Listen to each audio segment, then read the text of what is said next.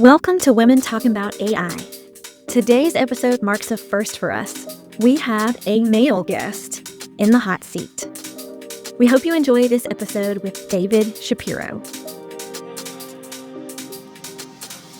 Today's guest is someone I discovered while scrolling through YouTube, searching for insights into AI and its ripple effects across society. I was immediately struck by how clearly and urgently he was addressing the questions that many of us, including myself, are just beginning to ask. And then by chance, I learned that he lives right here in my city in Raleigh, North Carolina. David Shapiro is a systems thinker, philosopher, and AI researcher who developed a framework and wrote a book called Post-Labor Economics, which is all about what happens when technology reshapes our world so drastically that many traditional jobs simply aren't needed anymore. And so today we're going to talk about imagining a world where machines, robots, and AI handle most of the tasks human once performed. And we're going to tackle some big questions around, like, how do we find purpose and meaning if we don't have traditional jobs to define our lives? How should society distribute money and resources if jobs aren't the primary way people earn their living? And what kind of lives we can build when technology frees us from routine work? David's work has captured the attention of academics, policymakers, and tech innovators. And so, David, welcome to Women Talking About AI. Thanks for having me. It's good to talk again. Yeah, I'm excited. We talk a lot offline, and so it's nice to actually bring this online and bring Kimberly into the fold. I know I bore Kimberly with all my musings about what's happening in the economy, but Kimberly always brings this really interesting perspective from as an applied linguist. And Dave, I was talking to you earlier, so I'll be curious to hear what Kimberly takes out of this conversation. So let's dive in. I just described what post-labor economics is based on my understanding of it. Dave, tell us what post-labor economics is for you and how you came to be interested in it. Yeah. So I define post-labor economics pretty simply. Fundamentally, what we're looking at is the decoupling of economic productivity from human inputs. In other words, the GDP will no longer be directly correlated to labor. This trend has actually been going on for quite a long time, and it's only accelerating with each new wave of technology, starting with, factory robots and internet and computers. That started the trend, but now, of course, with artificial intelligence and humanoid robots, it's only continuing to accelerate. Now, as far as how I got into this, my original career, I was in technology for 15 years, where I focused on cloud computing and data center infrastructure.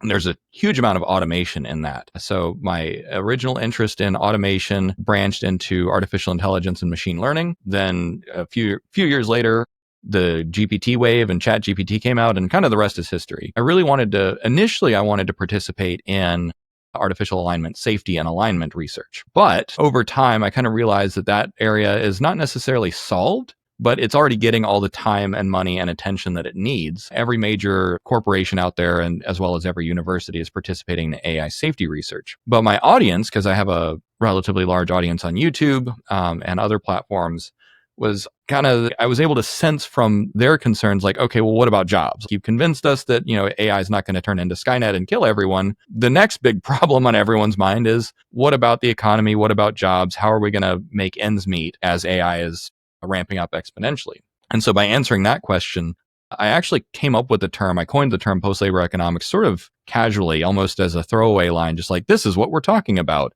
And then over time, that framework has been more and more refined. I've been working on it for about the last 2 years now, just doing as much research as I can and talking to economists and fielding these ideas and so on and so forth. And that leads us here to today. You really touched on a lot of things that were top of mind for me, because I was kind of in a crisis. When Kimberly and I first started doing research on AI, I'm not going to lie, my initial impetus for that was fear-based. I was worried. I'm a consultant and a researcher, and I was like, okay, well, if this technology can do a lot of the work that I do, am I even going to have a job? And so I sought out to just understand it as much as I could so I could start wrapping my head around it. That's kind of how I deal with fear, just try to learn as much as I can. And then you were making these really strong connections to this idea of meaning making, which I had read about in Fei Li's book. And you call yourself a philosopher. And I find that really interesting too, because there's so many things that intersect when you become interested in AI. And your framework is very interdisciplinary as well. And I'd love for you to touch on, just describe the 6 pillars of the framework at a high level, and then we're going to dive into them a little deeper. Yeah, absolutely. So over time, kind of working through reading a bunch of other history and economics, I realized that post-labor economics really needed to be kind of codified into some kind of, framework or pedagogical structure so that people could understand it and it could be learned and taught. And that's kind of what I've spent the majority of this year doing, was just taking all these, big ideas and different kind of domains and tying it all together. So the 6 pillars or 6 parts of this framework are: number 1, the rise of automation, which is what we're seeing and discussing. And it's not just generative AI, by the way. There's lots and lots of forms of automation, and it has been rising for several centuries now. Part 2 is the decline of labor, where we look at the decoupling of productivity from labor inputs, the undermining of labor power, and what has happened historically when labor has shifted, the different economic paradigms that society has gone through, from an agricultural paradigm to manufacturing, and now we're in a service-based economy. Part 3 is about power and social contract. So fundamentally, this asks the question, when labor power erodes, how do you keep society balanced? And historically speaking, in nations or regions where labor is cheap, life also becomes devalued. And in fact, it was actually one of the most famous examples was the bubonic plague, which reduced the population of Europe, actually led directly to democratic reforms, because as labor became more scarce, laborers had more leverage. It was basically an involuntary, similar kind of power dynamic as strikes. If you can withhold labor, then you can demand concessions from the owners of state and capital. So that's part 3. Part 4 is measuring the great decoupling, which is looking at the KPI, econometrics, and dashboards that are already being used all around the world to track this kind of decoupling, and looking at some possible de novo metrics so that we can actually say, okay, well, what are we trying to optimize for? And the very short version of that is we're trying to broaden property-based economic participation in the future rather than labor and wage-based participation. Part 5 is all of the concrete interventions. So there's kind of 2 primary pillars of interventions. I call it the pyramid of power and the pyramid of prosperity, which is basically how do you distribute and allocate this new generated wealth that's coming from artificial intelligence and robotics. And then the second part, the pyramid of power, is how do you actually construct a new social contract in which the ability to withhold labor becomes basically irrelevant from a political and capitalist standpoint. And then finally, part 6 is life after labor, which is looking at the first principles of the human animal. What do you need for happiness and health?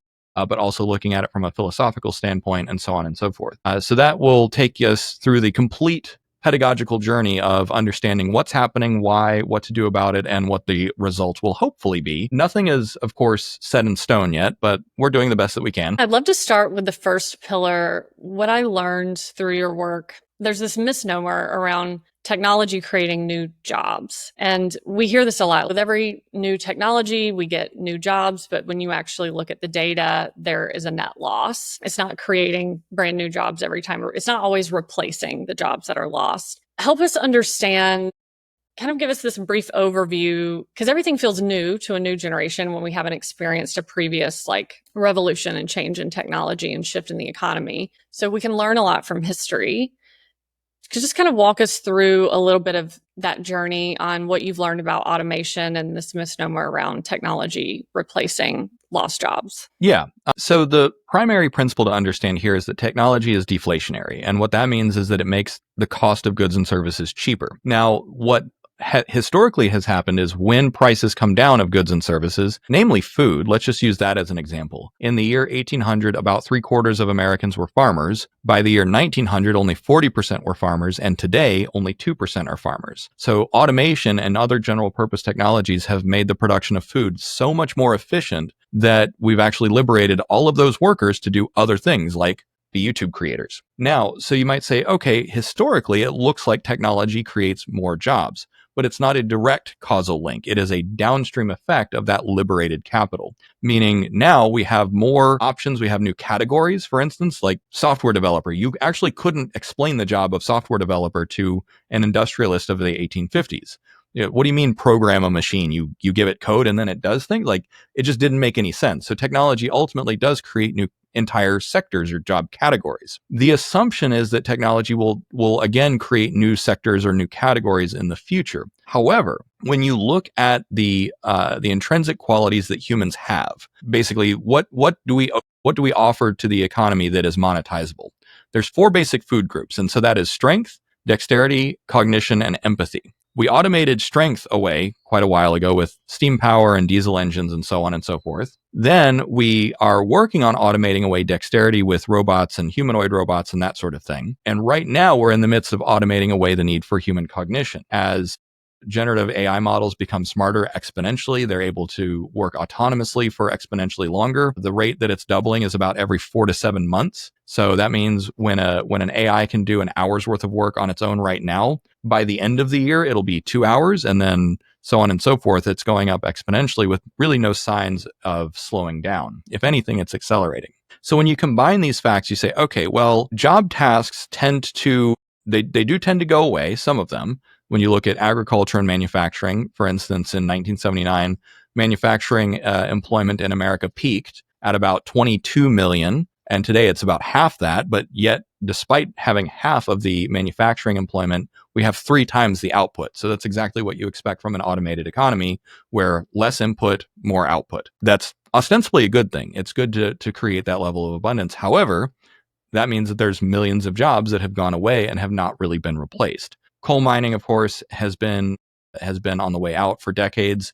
Manufacturing has now been on the way out for decades. And even though they're still relevant, they're not coming back. So then when you say, okay, well, what based on the supply side, so labor supply is what is it that we can offer the economy, we have one last ledge to stand on, which is empathy. So as cognition is being automated, as dexterity is being automated, and strength has already been automated away, that means that the remaining jobs are all going to cluster around empathy-based things. So that's communication, trust, relationships, authenticity, experience, those sorts of things. So then you say, well, there isn't a fifth paradigm, right? We're moving towards a meaning economy or an experience economy, and we're moving towards an empathy-based kind of labor arrangement. But there isn't anything after that, nothing that has come up yet. And you typically by now, you'd expect to see kind of the first signs. Some people have proposed things like we're entering into a care economy because healthcare in America takes up 20% of the economy. But just because something takes up a large chunk doesn't mean that it's always going to. For instance, with advanced AI and robotics, that could really dramatically bring down the cost of healthcare. I think that answers your question. Did I miss any parts? No, you did. You answered it. And I want to zoom in on something you talked about, which is around like productivity. When we think about human productivity, which is directly related to automation, how we leverage technology. So you talked about how AI is like doubling every 4 to 7 months, and then the amount of work it can do.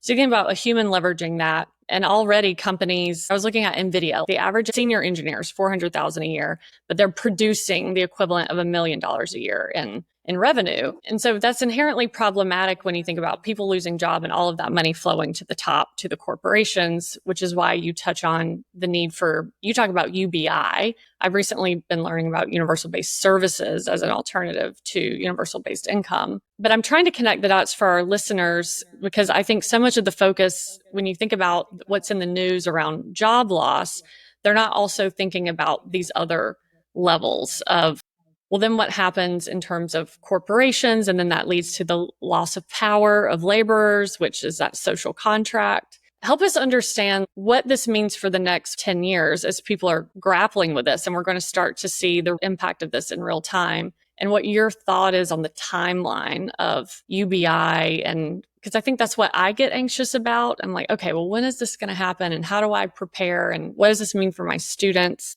So can you just kind of bring that back full circle in terms of how you're thinking about this, the timeline of it all, even though I know you don't know for sure, but you've theorized this a bit. Yep. I mean, if I could predict the future, I'd probably be a lot wealthier than I am. But with that being said, we can look at several empirical trends today. So number one, no matter how you slice it, AI is getting smarter fast. There's a thing called benchmarks, which is when you measure each new AI model against a standard test. Many of the benchmarks that we had are being saturated. And what that means is the score gets to greater than 95%, which is, from a machine learning perspective, basically means that it is solved. Sometimes getting the last mile, the last 5% can be difficult, but typically speaking, once you have a machine model that is able to get, solve math or natural language understanding or any number of other benchmarks like coding, once they get to the 95th percentile, you pretty much know how to solve that domain. So what we're seeing, number one, is domains being solved one after the other. Math is the one that is being attacked right now. Now, at the beginning of the year, just 6 months ago, they had solved basic high school math. And now they have solved IMO, which is the International Math Olympiad, which is one step shy of the Millennium Problems. So that is, we're closing in on having math as a solved domain. And of course, math underpins pretty much all of STEM: physics, chemistry, cryptography, that sort of thing. And so the network effects of that, because what you look for in general purpose technologies is network effects. Once it gets to a tipping point where it's able to then do a lot of other downstream tasks. So that's one trend. Another trend is looking at the level of autonomy of these agents, which is actually pretty hard because you need to have things like memory and tool use and more sophisticated cognitive architectures to allow these computer using agents to be autonomous for longer and still succeed. So that's going up exponentially as well. Other things going up exponentially is the model size as well as the compute density underpinning it. So you have multiple exponentials all pointing in the same direction. So that's trend number one. And that's just at the technical capability. The other side of that is looking at the diffusion or the uptake. So as of this year, only about 20% of Fortune 500 companies, or at least when the data was collected, it's probably out of date by now. But last I checked, only about 20% of Fortune 500 companies had an official use case for generative AI at all. Now, that is going up pretty quickly. So that kind of saturation follows what's called a sigmoid curve, where it accelerates and then it kind of tapers off. So we're at the ramp up of the sigmoid curve. We're not at the 50% point yet, but the rate of adoption shows that we're going to reach, 70 to 80 or 90% of Fortune 500 companies using generative AI by about 2028 at the latest, which means that the entire industry is going to be saturated with generative AI by about 2030 or 2032. That's when you're going to look at the 90 to 95th percentile, and only a few laggards are going to have no official use cases for it. And that could be something like construction, although you never know. Between now and then, the AI will continue to improve. So when you look at these facts, you say, okay, we're going to reach a tipping point where the technology uptake accelerates and it's improving at the same time, which is part of what drives that accelerating uptake. So when you look at those facts, you say, we don't know exactly what's going to happen because you have first, second, third order effects and knock-on effects and downstream effects, those sorts of things.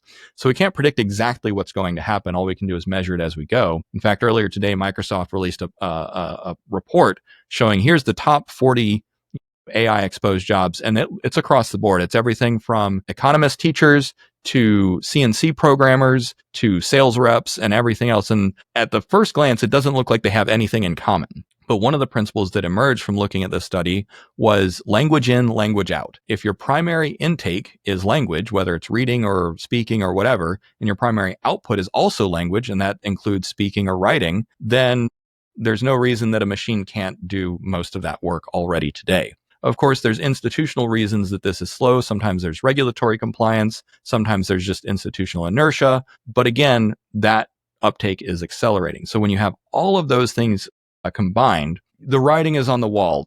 A big change is coming. A big wave is coming. Now, to your question about universal basic income or whatever the government happens to do, historically, what we see is that particularly the United States government will start to pull out all the stops once you get above 11 to 14% unemployment. Historically, that's when things like Social Security have been implemented, and during the COVID pandemic, when the stimulus checks were issued. So essentially, there's no hard and fast rule. That's just a historical pattern that usually there's enough political willpower and political pressure once things get to that point that they're willing to take more drastic measures. And the longer it stays above that point, the more drastic the measures the government is willing to take. So for instance, during FDR's term, the New Deal came about after several years above 11%. Of course, unemployment peaked at about 23 or 24%.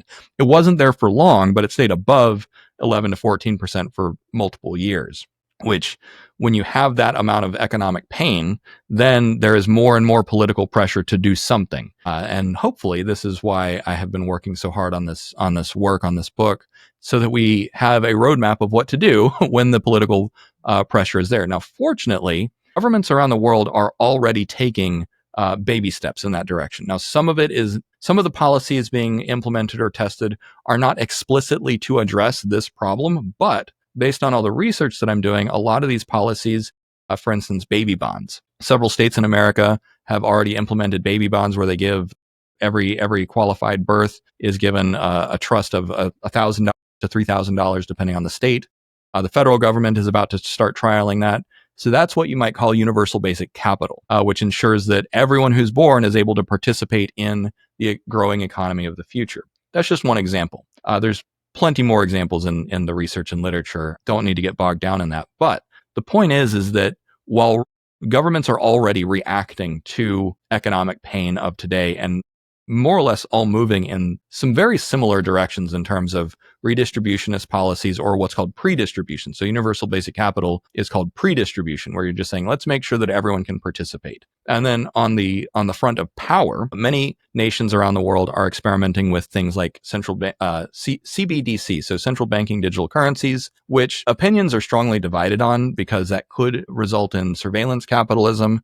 But if it's implemented correctly, it would actually reduce transaction costs by giving people an alternative to the Visa and SWIFT networks, just as an example. Blockchain-based IDs as being trialed in the European Union, blockchain-based democracy and land records as used in several nations in Europe.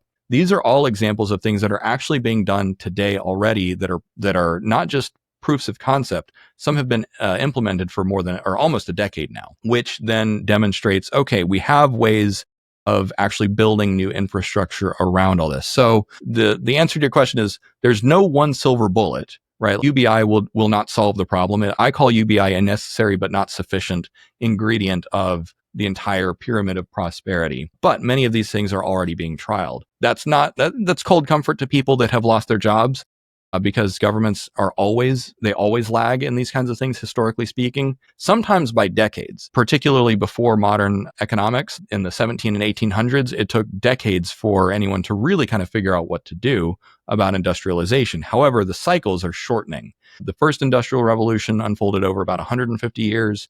So that was steam power and the loom and the water frame, that sort of thing. The second industrial revolution was electric motors, more steam, and eventually diesel power. That unfolded over about 70 to 90 years. The third industrial revolution was the digital revolution, which went from about the late 40s to the 80s or 90s, depending on how you measure it. So less than half a century or about half a century.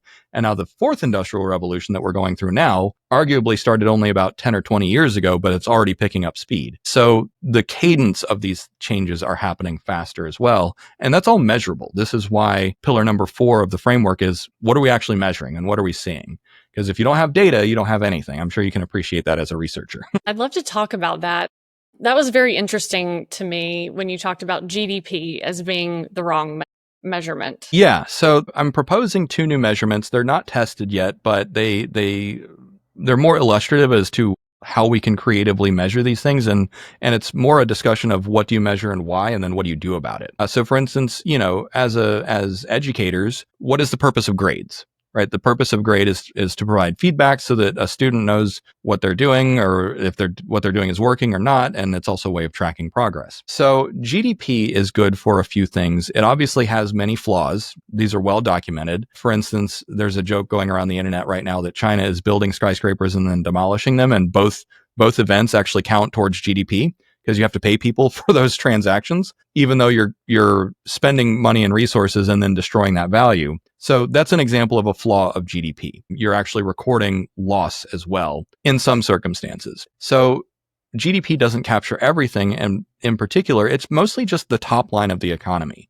You're not looking at the lived experience of people within that economy. One of the problems that we're seeing, so here's another metric that is being tracked, is labor's share of total income. Labor's share of income peaked, I don't remember the exact date, but several decades ago at about 64%.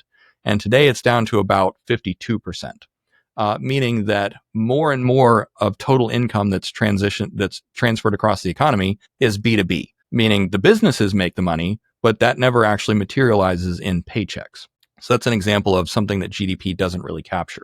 So the 2 metrics that I have proposed, one is what I call the Economic Agency Index, which is a ratio of household income. So there's basically 3 buckets that you can categorize household income. So there's wages, which is you get paid to do something by an employer or for contracts or consulting.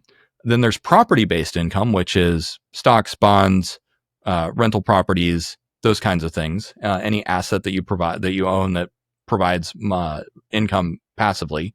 That can also be businesses that you own, but if you're running the business, it's a little bit dicey. That's kind of one of the only places that breaks down. And then the last is transfers, which is stuff coming from the government. So that's Social Security, nutrition assistance, welfare checks, Medicare, Medicaid, those sorts of things. Basically, if you get value that's directly from the government, which is either paid for by tax dollars or by printing money, that's a transfer. So the Economic Agency Index creates a ratio of those numbers, what's called a Z-score. And so basically what you want to do is you want to see property-based income going up over time. Now, this is something that a lot of economists already agree on, is that the importance of wages as a component of aggregate demand and household income is declining. That's pretty much unequivocal, and it's a global phenomenon. So the answer then is, if you don't want to rely on government transfers, which, by the way, UBI would be a government transfer, you don't want to rely on that for a number of reasons. Namely, look at how the government sometimes just cuts people off at the knees about, Medicare or Social Security. You don't want that as a risk factor. You want market-based solutions, which means you need to broaden property ownership. But if you're not measuring how much property income people are getting, you don't know how to optimize for it. And you can't look at, what is this state doing differently? What is this county or city doing differently, or this other nation? So you need to measure it. So that's the point of the Economic Agency Index. And then a parallel one is what I call the inclusive capital income ratio. And this is an even simpler metric, where you take the median household of any given region, whether it's a local, regional, national, or international. You take the median household and you look at the ratio of how much of that household income comes from inclusive capital versus everything else. And so inclusive capital would be things that pay dividends, right? So if you get a check from, for instance, Norway's sovereign wealth fund, I don't think that they pay out checks. I think they use it to fund government services. But if you get money from dividends, from bonds, from collectively owned community assets, from sovereign wealth funds, those sorts of things, that is inclusive capital. And when you look at this number, it's actually abysmal right now. Most places are hovering at about 6% or less. Only a few places are at above 6% inclusive capital income ratio. And that's usually really wealthy tech hubs where a lot of people have tech stocks. So then it's like maybe 10%. So in the future, what you really want to see is getting that up to above 50 to 70% is what I would like to see, because that means that most of everyone's income is coming from inclusive capital, which is something that is going to be tied to the growth that AI and robotics and eventually solar and nuclear fusion drives the economy. So once you have those measurements, and again, I do need to caution that they have not been battle tested yet. They're not means tested in reality, but it just goes to show this data is already there. We can start consuming it and start using that as a way of comparing regions, so that we can do A/B testing between cities and states and nations to see what works and what doesn't. But then also it gives us something to track over time. Well, it also makes me think about, these reports that I see that I think influence people's perception of what's happening, where there's all this talk about going back to productivity. And I tell folks, if you are an individual worker within an organization, all of that productivity that you're doing, it's not going directly, like, we haven't seen wages skyrocket as profits skyrocket.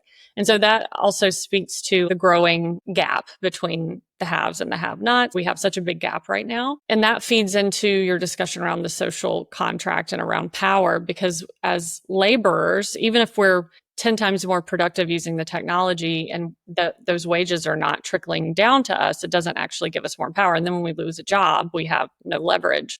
And this, I think, is really interesting, because you tie it to like what we're seeing right now in the economy and with democracy, where you start to see, not to get political, but these authoritarian approaches to AI just feeds into all of that. And I think that there is just this misconception of like, well, if you don't learn AI, you're going to lose your job. So you need to know how to use it. But I want to encourage people to also think about who is benefiting from that. I'm not saying don't learn to use it, but I just think it requires more curiosity and a more nuanced understanding, rather than just these statistics that I think encourage people to embrace it without actually thinking about how they're using it and what the effects are and who's benefiting from this.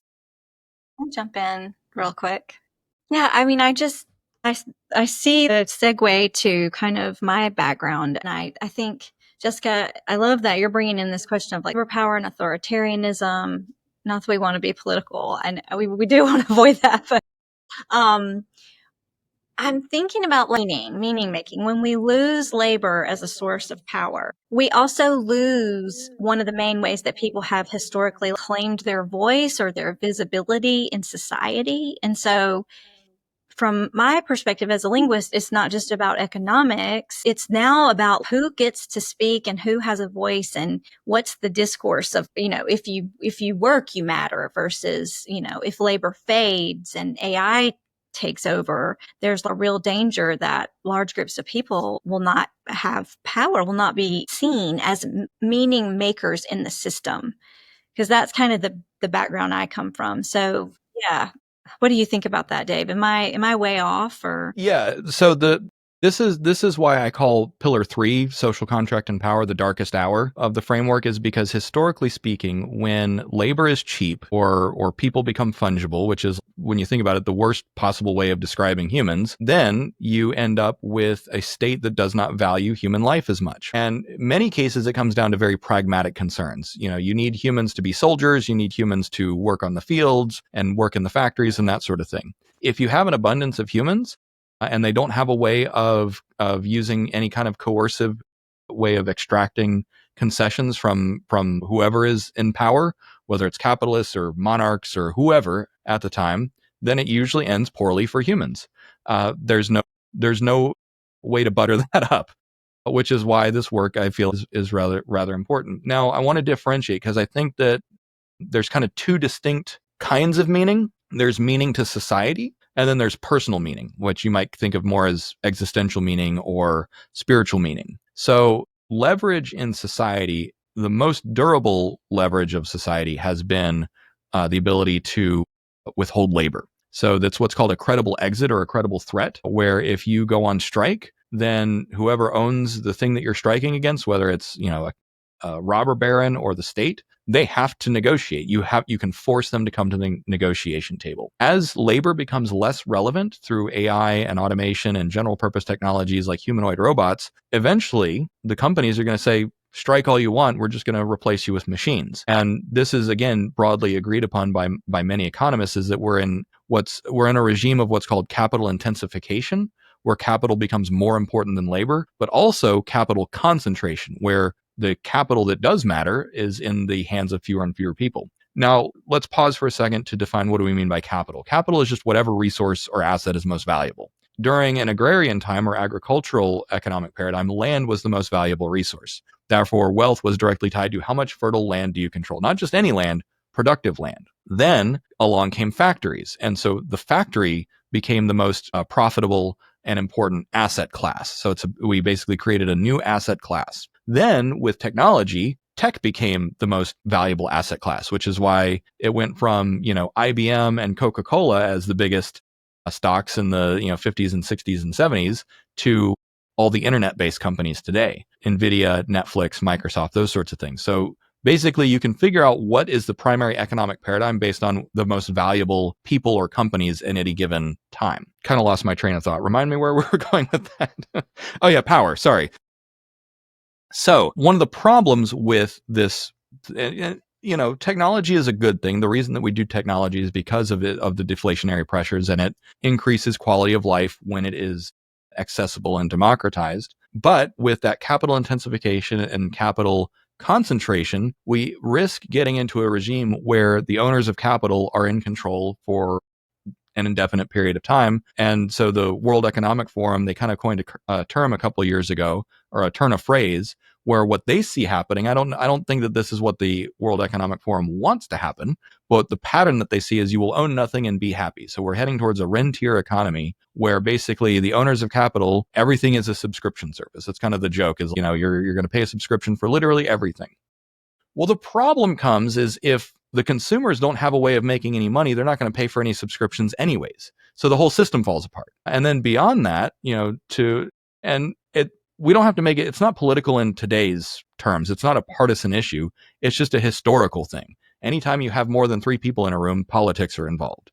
And when you have money involved, it's even worse, right? And money is always involved. So then the question becomes, in the future, how do we negotiate how do we force a negotiation of power and redistribution in the future? Now, it's not necessarily automatically always going to come down to you need a revolt or a riot or a rebellion. It's certainly within the realm of possibility, and I think some nations will adapt better than others. But at the same time, there are plenty of people in governments all over the world today that are just trying to solve the problem for very pragmatic reasons, which is, you have a chamber of commerce or a senator or someone who is responsible for monitoring household income and aggregate demand and purchasing power, and they're trying to fix it as they go. And so they see the problem. So it's not necessarily automatically going to end up in a really bad scenario. Some of those technology systems, blockchain-based systems and cryptographic-based systems for banking and democracy, a lot of those solutions sell themselves because they reduce corruption. For instance, property sales that are backed by blockchain have something like 40% fewer claims of fraud or disagreements. And then when they do, they're settled much more quickly. So just from a practical standpoint, some of these solutions really do sell themselves. Now, that's not to try and paint it with a rosy brush to say, it's going to be solved automatically. We can always hurt ourselves and snatch defeat from the jaws of victory. It's always within the realm of possibility. So everyone's interests ultimately will align not necessarily towards indefinite capital concentration, because if that happens, then the economy kind of collapses anyways. And it doesn't matter how much shares you own of NVIDIA or Google or whatever, because nobody's going to be able to afford to buy any goods or services or sign up for any subscriptions anyways. So when you're forward looking enough, you see, okay, that's the attractor state that we're in. How do we switch tracks and go a different direction?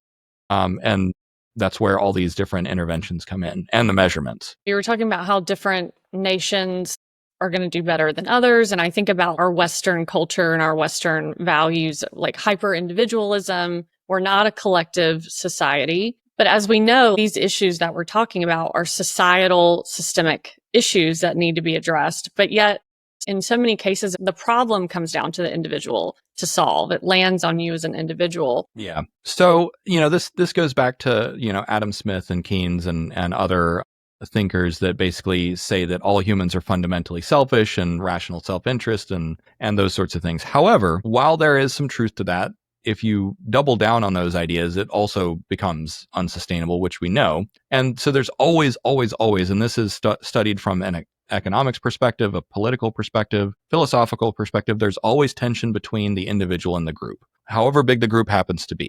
And people are often member of many groups. You've got your family group, your work group, your professional group, and these increasingly large circles of belonging.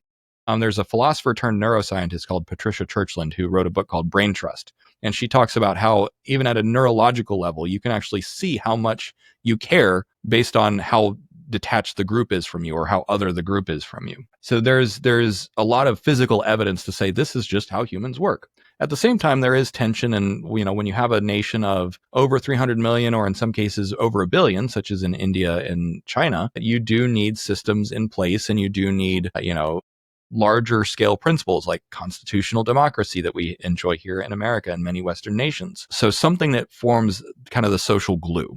Another thing that can form social glue is a new narrative, right? So before we jumped on, you were talking about the Protestant work ethic. So Martin Luther and John Calvin created, kind of the ethos that we still have today, but which started many centuries ago about, work is righteous. It's a divine service, and it's the morally correct thing to do, and so on and so forth. And some people, Max Weber actually, in I think 1912-ish, wrote that he suspected that the Calvinism and the Protestant work ethic is actually why capitalism took off in the West. Just, hey, the harder you work, the more, not just that you should be rewarded, but that reward is justified at a divine level. So, you can't get more morally aligned than that. Agree or disagree, that's been the prevailing norm, which basically rewards workaholism.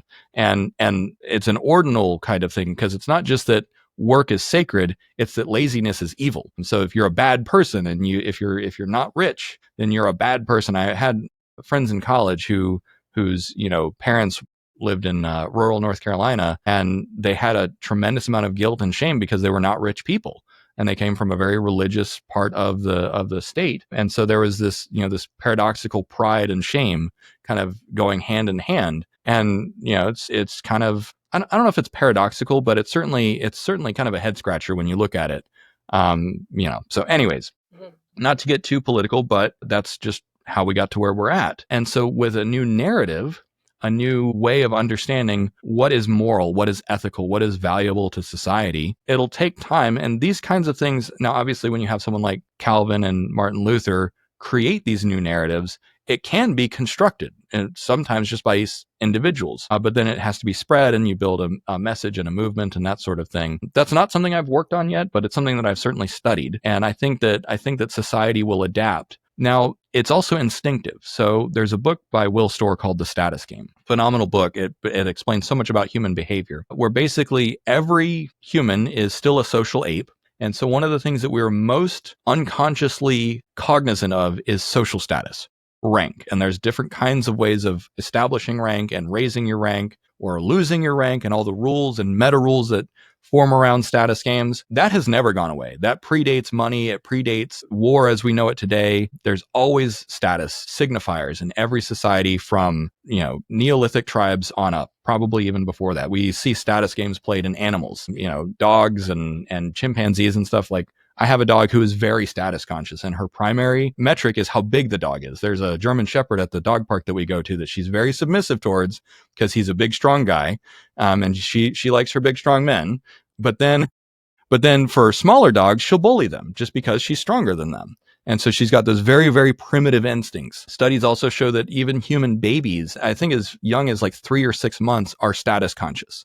They're already observing which babies are preferred, which adults are higher status, and those sorts of things. So we're, again, looking at just a first principles neuroscience, evolution, biology. That is going to create a new narrative. If you lose the ability to work or establish status that way, you're going to find status other ways. The book covers not studies, but anecdotes from prison, because in prison, there's no economy. You don't have a job per se. So the primary currency in prison is respect, right? And you earn respect through showing deference to certain people or providing services to other inmates, whether you can get cigarettes or offer medical or legal advice, those sorts of things. So that is the universal underpinning of whatever the next narrative will be, is new ways of creating status. And that's also where people get a large portion of their meaning, is, understanding your status relative to your friends, your family, your neighbors, your peers, that sort of thing. And there's different status games. Some people prefer money. Some people prefer fame. For me, my status game is about being right.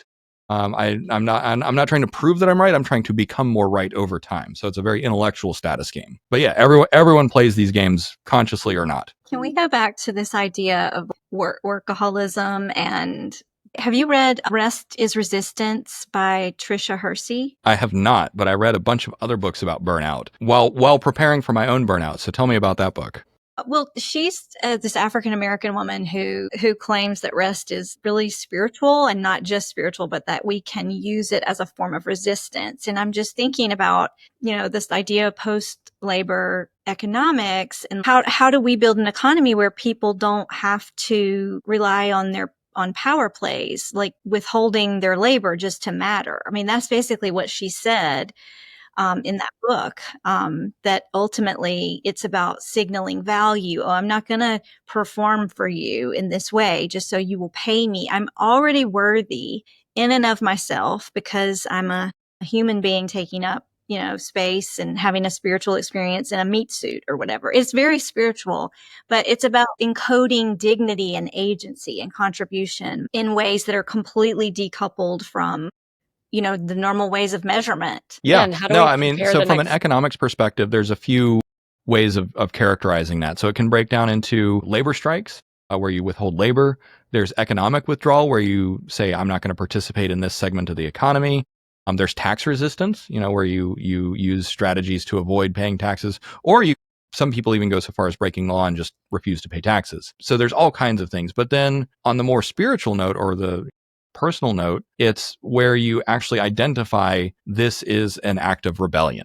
So in America, young kids today, some of them do what's called bed rotting, which is you just stay in bed. In China, the youth, they had the lying flat movement, which then evolved to the let it rot movement, because basically the state said, oh, well, if you don't work, then you're not going to have babies, and the state will implode, and you're not going to make China great again. And they said, we don't care, let it rot. So that was the youth reaction in China to that workaholism.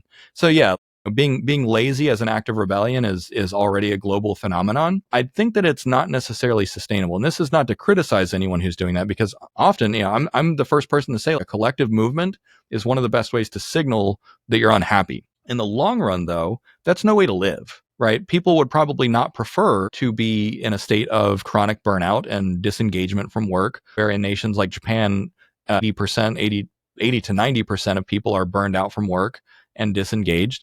That's also no way to live. How would we actually prefer to live? And this is one of the bedrock questions that I've asked myself many, many times over the last few years, not just in respect to AI on its own, because if AI does liberate humanity or change things, the question then becomes, how do you want to live? And economically, we get to a point of liberating humanity from the drudgery of wage labor. Then again, the question arises, how do you want to live? What is the correct way to live if there is one? So I studied this from a few different angles, and there's three frameworks in particular that I like. So one is Roger Walsh's TLCs. It's therapeutic lifestyle changes. It's a framework of 8 different behaviors that if you do these behaviors, you will be happier. And this is clinically validated.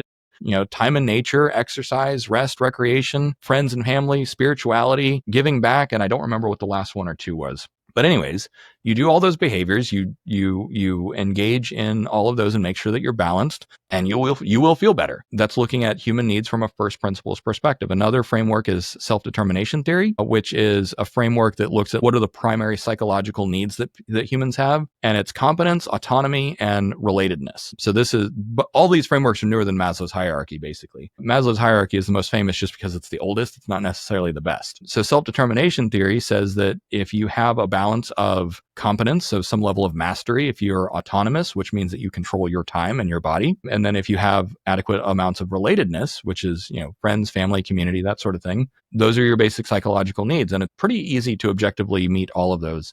The last one is Glasser's choice theory, which looks at, I think it's a framework of 6. I don't remember all of them off the top of my head, but it's like you want fame, you want power, you want health, those sorts of things. So that's half of it. And what this framework shows is that if you have each of those needs, basically kind of what you're choosing to do, if all of those needs are met, then that is actually a very powerful predictor against mental health issues. So you look at those things, and many of them can be satisfied in part by work. So I don't want to say, work is completely unnecessary. You look at self-determination theory, where competence, autonomy, and relatedness, those can all be satisfied by work, through skill gaining and demonstration of your competence in a particular area, your stature, depending on what your particular profession measures, the autonomy that comes from making money, the relationships that you get. So work is actually, a career can be a really great way to meet some of those psychological needs. However, when you look at another framework like the TLC framework, work doesn't really satisfy any of those, except maybe contribution, although contribution is more like volunteering, but it doesn't satisfy most of the other things that you need. So that's why I usually look at these through multiple lenses. And I know that that's quite a tangent from rest as resistance, but yes, it absolutely is a viable and probably ultimately necessary way for people to signal that they're not happy. Another way that an example of economic withdrawal that is completely organic is the collapse of birth rates, where people just choose not to have children because they're stressed out.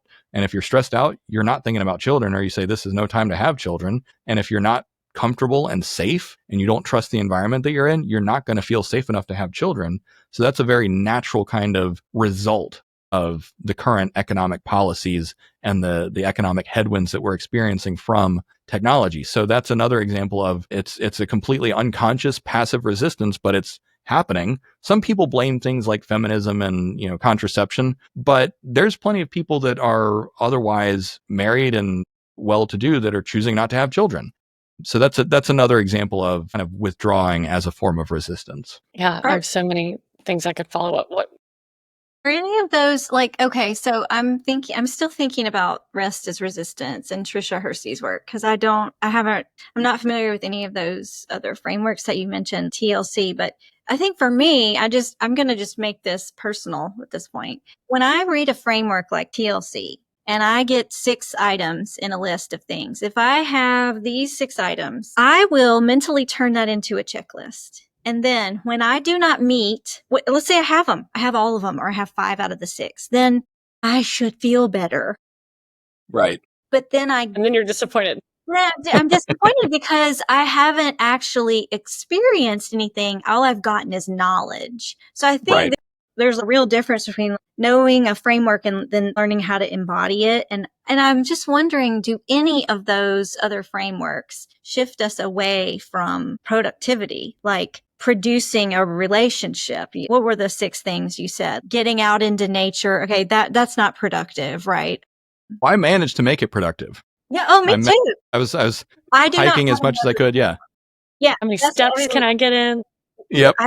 I do not have words for anything except a checklist. It's like I need to learn a new language. Yeah. So Jessica and I were actually talking about this before we got on, and so I wrote a blog post because I had this revelation a few months ago about, and I call it the river versus the garden. So the river is a way of living where you go from one station to the next in a very linear fashion. Now there's some twists and turns and the scenery changes, but you go to school, you get a job, you get married, you have children, you have the house, then you retire. That's the life course that is prescribed by society.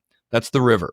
And you always end up at the sea, which is retirement and golden age and, grandchildren. And that's the ideal outcome. Then there's the garden. And so the garden is just a different mentality. It's a different approach to life. And I wrote this because I needed this model. And so this is a more spiritual and personal metaphor. And so whether you're using a framework of 3 points or 6 points or 8 points, rather than trying to rush through each point and check it off of a list, the way that I think about life is it's more like a garden where you have different areas that you're cultivating. And there's no end goal, right? What's the end goal of a garden? It's not like you do it and then you're done, right? Some people do that and then they let it, just kind of all wither and get overgrown. But the point of a garden is that you're cultivating it and you're taking care of it forever. And it can change. It can evolve over time. You can grow carrots and cabbages one year and then hot peppers the next year and cucumbers and tomatoes and whatever else you want. You can get chickens and then you use the chickens to fertilize the soil, that sort of thing. So every aspect of your life, whether it is making money or cultivating relationships or building wealth and fame or advancing, whatever your mission happens to be, rather than thinking of it as a finish line, right? Because that's the river mentality. You think of it as a garden mentality. Just, is this area of my life flourishing? Is it growing? Or does it need nourishment? And so that's kind of how I move through life now. And I feel like maybe that answers your question as to like, instead of just giving you a checklist, it's an attitude shift. It's a different mental model. It's an experience, not a production of something. It's a total paradigm shift. I've been in this phase since Kimberly and I shut down Moxie. We're calling it my big pause. I'm not allowed to make any big rash decisions. But it's like this garden mentality where it's just try to find joy in your day. Don't immediately get up and start doing what you always do, which is check your email and I jump into work. And it's been really nice because I'm just noticing. My goal is just to notice right now. I'm not supposed to accomplish anything or find a new hobby. Like first I was putting this pressure on myself. Like I have to find a new hobby, and that was stressing me out. But I think about how ingrained this river mentality is. And it feels like you're swimming in the, what's that metaphor? It's like you're swimming in the water and there's a fish and there's like, what's water? Right. You don't question it. We go to school, and I was very much brought up with this Protestant work ethic mentality. I mean, I remember wanting to be a journalist, not to make my mom look bad, but she was like, no, you're not going to make any money. You need to be financially independent, go into the healthcare field, which I did. I listened to her. But yeah, I think about educators because so many of the people in our audience are educators, and some are in K-12, some are in higher ed. And I think of the big impact they have on this next generation. What does this mean for them? Obviously, we need competencies. People have to learn things, but this is something that needs to start young, especially if we're going to thrive in this new economy. And I think that'll be the last question because I know we're running over. Maybe we'll end on that because it ties back to education. Yeah. I think about this often. If I had a child right now, what would I focus on teaching them? And I would focus on things like communication and boundaries and self-care and cooking and relationships and those sorts of things. Obviously neurological development, learning math and visuospatial skills always have benefits as well. I just saw a study that a 2-month course on teaching children philosophy actually increases critical thinking skills. So there's plenty of ways that you can kind of construct an educational paradigm. But the primary thing to think about is, okay, if we're moving away from a service-based economy, which is primarily cognition and cognitive skills, more abstract or STEM based. If we're indeed moving away from that and moving more towards an experience economy or a meaning economy, that sort of thing, where empathy is the primary kind of offering that humans have. Anything from musical skills to other fine arts, communication, negotiation, presentation skills. I often tell people that one of the most surprising things is that I learned from my tech career was how to run meetings. And that's why I'm good on camera. And that's why I'm good on podcasts, is just talking to people that you might talk to only once, and you got to communicate clearly and figure out what to do next. I had no idea that skill would be parlayed into a YouTube career and help me build a movement in the future. But thinking about it in terms of first principles or embodied kind of wisdom, what is it that people really want from each other? And what do they need to be happy and healthy?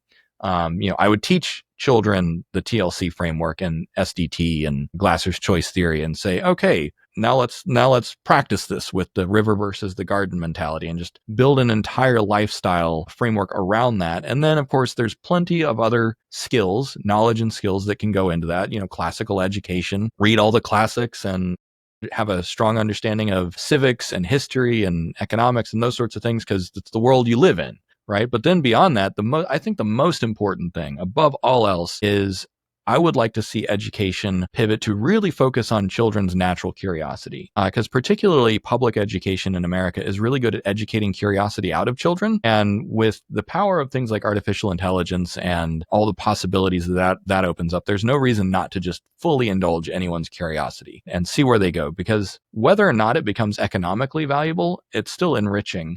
And techniques like project-based learning, you can take educators or you can take students and set them in a direction and use that as a way to empower whatever it is that they're going to explore. So those are just some thoughts on how education will probably adapt or could adapt to this coming paradigm. Well, and I love that. And I recently read about this new school. Well, they're actually not new. They've been around since, I think, 2019. It's called Alpha School. It's a private. It's very expensive. It's like $3,000 a year private, so it's not very accessible. It started out in Texas, and now it's going into these big cities. And basically, children go in and spend 2 hours a day with AI. And then they spend the rest of the day doing like project-based activities, just interacting with other students. I mean, the data seemed promising, but I like the idea of using AI to personalize learning. One student was talking about how he's in 8th grade math, 10th grade history, 9th grade English. And so it really moves at your own pace. It's when I get concerned when I hear about these full AI schools that have rolled out in China where there's no people, it's just servers. The school is a bunch of servers and the children are at home and they're just on computers and they're not socializing. But I think the Alpha School, even though obviously it's not accessible, I think that gives me hope that like we are trying to figure things out and we have these new models that are coming about and maybe we'll get some indications of over time, like how actually effective they are. Absolutely. Well, David, this has been wonderful. We end every episode. I don't think I even told you this. We call it our pit and our peach. So this is something my partner and he taught me, where at the end of every day when he has dinner with his kids, he's like, what was the high and the low of your day, your pit and your peach? And so we like to do this as a personal note. And it doesn't need to be of your day. It could be of your week or your year, just something you want to share. I guess I'll go first since I'm explaining it. So I'd say right now I'm in LA visiting a close friend and colleague, and I'm about to go to Tahoe to visit a friend who just had a baby. And it's really beautiful to see because she has been trying to get pregnant for a while. And I'm just excited to see her in this new role in her life as a mom, because I've just known her as like my friend who I travel and have fun with, and seeing her in this new role really excites me. And so I'm really looking forward to that. My pit is last night we got a tsunami warning in LA and I couldn't sleep. I thought a tsunami was coming and I was going to have to evacuate. So I was pretty worried and just like frantically refreshing and checking the news, trying to, just think about where I was going to go in my rental car from trying to escape some tsunami. So that was a little scary, but obviously we're fine. David, do you want to go, or Kim? Sure, yeah, I can go. So my peach right now is that I finished the post-labor economics framework. I've been working hard on it, and it was, getting the 6 parts out and then kind of doing a dress rehearsal is kind of how I call it, the blog series for the book.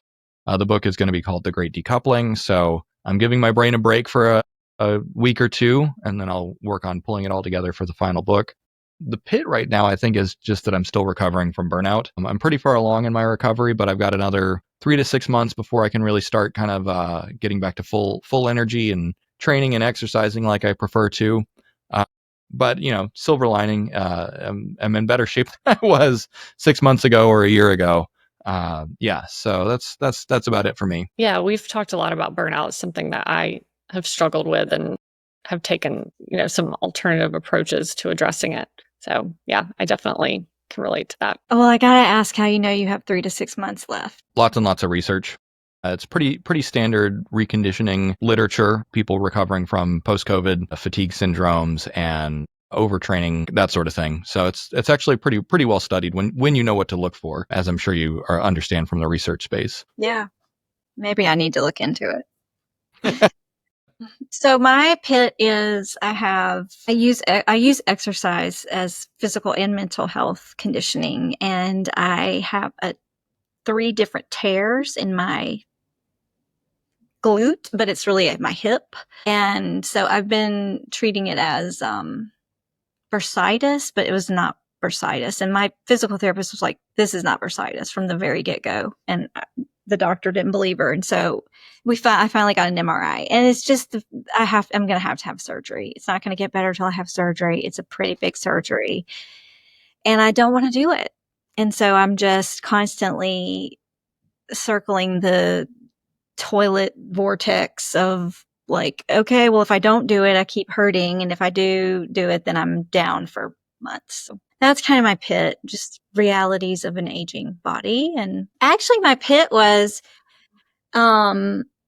this conversation and the garden metaphor is really helping me to kind of reframe some things that are going on in my life right now. Since I left academia, I joined it up with Jessica on an entrepreneurial mission, kind of really different from anything I'd ever done before. And now I'm doing something else that's really different than anything I've ever done before. And so I'm loving this garden metaphor of like, well, it's like crop rotation. I just don't always need the same carrots growing in my garden. Carrots may be leaching the soil of certain things. And the life I had chosen, the professional life, was very much sucking my soul. And I just didn't have metaphor for it. And then you said that. And so forgive me, but I sort of stopped thinking about post-labor economics and I started thinking about me, because everything's about me. And I was like, oh, wow. Yeah. I just needed to rotate those crops. That's what I'm doing right now. And it feels really good. So thanks for There that. you go. Amazing. That's a great way to end. Thank you, David. And I want to just shout out your book one more time. Can you just say the name of it, when it will be out, where people can find it? Yeah, so the title is The Great Decoupling, and we actually have a companion that's going to be a fictional version of kind of the transition called The Last Worker. They're just about done. We do not yet have a release date.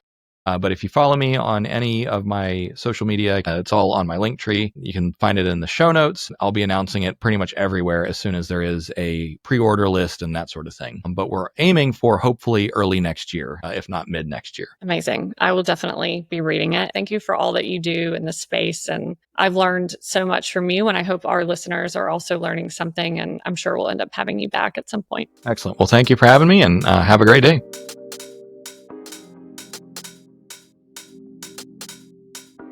Thanks for tuning in to Women Talking About AI. If you enjoyed this conversation, please be sure to follow the show, leave us a review, and share this episode with a friend or colleague who's thinking about the future of work. It really helps more people find us. Until next time.